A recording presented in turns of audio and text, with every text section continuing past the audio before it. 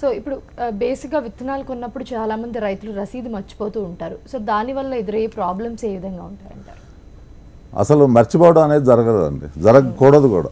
ఎందుకంటే అదే చాలా ముఖ్యమైనటువంటి, అతనికి ఏదన్నా రేపు విత్తనంలో ఎటువంటి ఒడిదుడుకులు లేదంటే నాణ్యత ప్రమాణాలు పాటించకుండా విత్తనాలు కనుక వచ్చి మొలకెత్తకపోయినా కానీ, మొలకెత్తిన తర్వాత పంట రాకపోవడం కానీ జరిగితే ఆ ఒక్క రసీదే అతనికి ఆయుధం. కాబట్టి అటువంటి విత్తనానికి సంబంధించినటువంటి రసీదుని మర్చిపోవటం, లేకపోతే నేను ఇందాక చెప్పినట్టుగా రసీదు మీద కూడా రైతు సంతకం అనేది ఉండాలి. ఏదైతే దుకాణదారుడు రసీదు తీసుకుంటున్నాడో దాని మీద ఉండేటటువంటి డూప్లికేట్ కాపీ మీద ఈ యొక్క రైతు సంతకం కూడా ఖచ్చితంగా ఉండాలన్నమాట.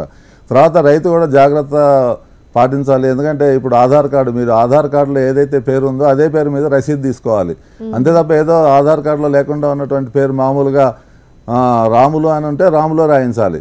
అలా కాకుండా శ్రీరామచంద్రారెడ్డి అని చెప్పి ఆధార్ కార్డులో ఉండి ఇందులో రాములు అని రాయించారనుకోండి, అది రేపు వాళ్ళు సపోజ్ వినియోగదారుల ఫోరంకి వెళ్ళినప్పుడు ఇటువంటివన్నీ చాలా ముఖ్య పాత్ర వహిస్తాయి అన్నమాట. అలా రాయిస్తే ఎందుకంటే చాలా మంది ఇప్పుడు అలా పేరున్నా కూడా నార్మల్గా రాయిస్తారు. అది చాలా తర్వాత, ఎందుకంటే ఇప్పుడు కంపెనీలు అనేవి వాళ్ళ జాగ్రత్తలో వాళ్ళు ఉంటాయి. ఇవన్నీ మనకి చాలా చిన్న సమస్యలాగా చిన్న పొరపాటు వల్ల ఇది రేపు మనకి పెద్ద సమస్య అవకాశం ఉందన్నమాట. ఎందుకంటే కోర్టుకి కావాల్సింది ఏంటంటే ఎవిడెన్స్, ఆధారం కావాలి. కాబట్టి మనం ఆధార్ కార్డు మీద ఎటువంటి పేరు ఉందో అదే పేరుతో కనుక రసీదు పొందినట్టయితే కనుక ఇది ఒక మనకి ఆయుధం లాగా పనిచేస్తుంది అన్నమాట. కాబట్టి రైతు సోదరులకు నేను చెప్పదలుచుకుంది ఏంటంటే, మీరు ఏ విత్తనాన్ని కొన్నప్పటికీ కూడా రసీదుని మీ యొక్క ఆధార్ కార్డులో ఎటువంటి పేరు ఉందో అదే పేరు మీద మీరు రసీదు కూడా తీసుకోవాలి. మీ సొంతగాన్ని కూడా మర్చిపోవద్దు దయచేసి. సో తప్పకుండా రైతులందరూ కూడా గుర్తుపెట్టుకోవాల్సిన విషయం ఇది. సో కాలర్ ఉన్నారండి, హుసేన్ గారు కాల్ చేస్తున్నారు గద్వాల నుంచి. నమస్తే అండి.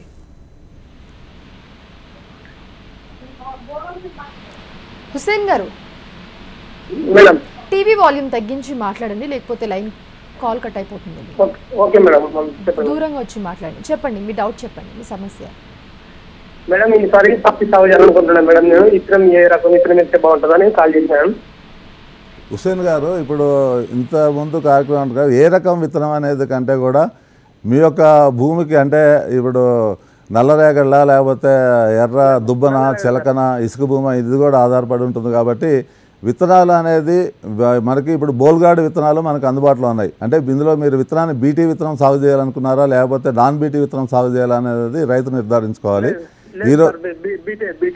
ఈరోజు ఉదాహరణకి నేను ఇక్కడ మీకు చూపిస్తున్నాను. ఈరోజు ఇది ఒక ప్యాకెట్ ఉంది మనకి, ఇది బోల్గాడ్ అనమాట. ఇప్పుడు బీటీ అనేది బోల్గాడ్ 2, ప్రస్తుతం బోల్గాడ్ 2 అనే విత్తనం మనకి అందుబాటులో ఉందన్నమాట. ఈ యొక్క ప్యాకెట్ ఏదైనా కానివ్వండి, మీకు నచ్చినటువంటి కంపెనీ మీరు తీసుకోండి. కాకపోతే అది బోల్గాడ్ కంపెనీ ఉండాలి. దానికి సంబంధించినటువంటి పర్మిషన్స్ మొత్తం మన రాష్ట్రంలో ఉండాలి. అది దానికి సంబంధించిన రసీదు కూడా తీసుకోవాలి. అంటే ఉదాహరణకి ఇప్పుడు ఏం జరుగుతుందంటే, రైతులకి ఒక 4-5 కంపెనీలు ఈ యొక్క అడ్వర్టైజ్మెంట్ మీద, తర్వాత ఒక ఏజెంట్ల ద్వారా కూడా బాగా డిమాండ్ క్రియేట్ చేస్తున్నారు. అలా చేయడం వల్ల కూడా రైతు ఏంటంటే అదే పంట దిగుబడి బాగా వస్తుంది, మిగతా కంపెనీలు రావు అనే ఒకటువంటి అపోహలో కూడా ఉన్నారనమాట. కాబట్టి ఉదాహరణకి నేను ఎందుకంటే ఇక్కడ పేర్లు ప్రస్తావించదలుచుకోలేదు, మీకు నచ్చినటువంటి నాణ్యమైన విత్తనాన్ని.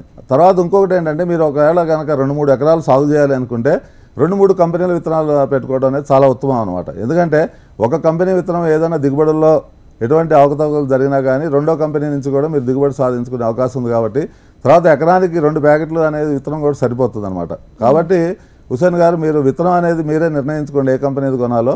దానికి సంబంధించినటువంటి పూర్తి పర్మిషన్స్, దానికి సంబంధించిన బిల్లు మటుకు తీసుకోవాల్సిన అవసరం ఎంతైనా ఉందన్నమాట. సో ప్రభాకర్ రెడ్డి గారు కాల్ చేస్తున్నారండి, యాదాద్రి జిల్లా నుంచి. నమస్తే అండి ప్రభాకర్ రెడ్డి గారు. నమస్తే అండి. ప్రభాకర్ రెడ్డి గారు, అడగండి మీ ప్రశ్న. నమస్కారం అండి. నమస్కారం అండి. నాకు వడ్లు విత్తనాలు కావాలండి. వడ్లు విత్తనాలు కావాలంటే మీకు దగ్గరలో ఉన్నటువంటి రైతు సేవ యాగ్రోస్లో అన్న కనుక్కోండి, లేదంటే మీ దగ్గరలో ఉన్నటువంటి నేషనల్ సీడ్స్ కార్పొరేషన్ వారు కానివ్వండి, ప్రైవేట్ కంపెనీలు కానీ మీ యొక్క డీలర్ ద్వారా తీసుకుంటే కనుక బాగుంటుందండి. మా దగ్గర ప్రస్తుతం రైతులకు సంబంధించిన పత్తి విత్తనాలు మాత్రమే ఆన్లైన్ విధానంలో ఇస్తున్నాం. వరి అనేది మా దగ్గర ప్రస్తుతం లేదండి. ఓకే అండి. సో ఇప్పుడు హైబ్రిడ్ విత్తనాలు కొనేటప్పుడు ఎలాంటి జాగ్రత్తలు తీసుకోవాలంటారు?